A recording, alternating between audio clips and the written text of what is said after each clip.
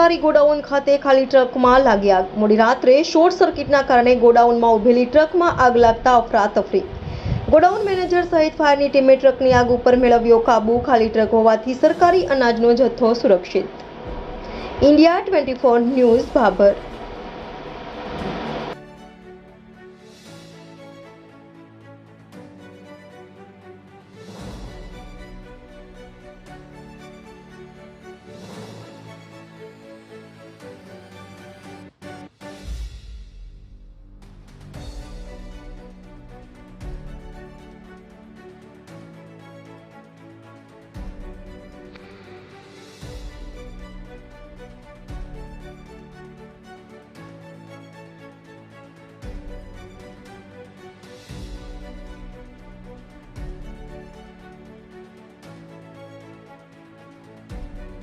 લગી છે એ બાબતે શું કહે?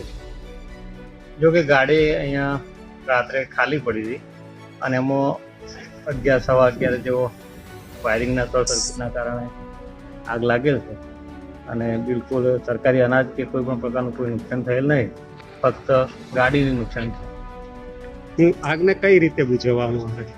ગાડી જ્યારે આગ લાગી ત્યારે અહીંયા મને જાણ કરવામાં આવી। હું આપણે નગરપાલિકાનો સંપર્ક કરી અને નગરપાલિકાના ફાયર ટીમને સંપર્ક કરી અને ઇમરજન્સીમાં અહીંયા આવી અને એને ઓળવામાં આવી। આપણે કઈ અહીંયા ફાયર સેફટીના સાધનો રાખવામાં આવે છે ગોડાઉન? ફાયર સેફટીના જે આપણે ફાયર જે આવે છે ને એ આપણે અહીં ઉપલબ્ધ જ છે અને એક્સપાયરી ડેટ નથી। ક્યાંથી ગાડી આવેલી હતી અને કોની છે કઈ ખ્યાલ છે? હા, પરિવહન ઇજાદાથી પાલનપુર એફસીઆઈ ગોડાઉનથી અહીંયા ઘઉં આઈસીડીએસના ઘઉં ભરીને આવે અને એ આપણે ખાલી કરી દીધા। એના પછી રાત્રે મોડા આગ લાગી। તો કેટલું નુકસાન થયું? આમાં નુકસાનમાં તો આપણો વિષય નહીં ગાડીનું કેટલું નુકસાન થાય, બાકી નુકસાન છે, ગાડીનું નુકસાન છે।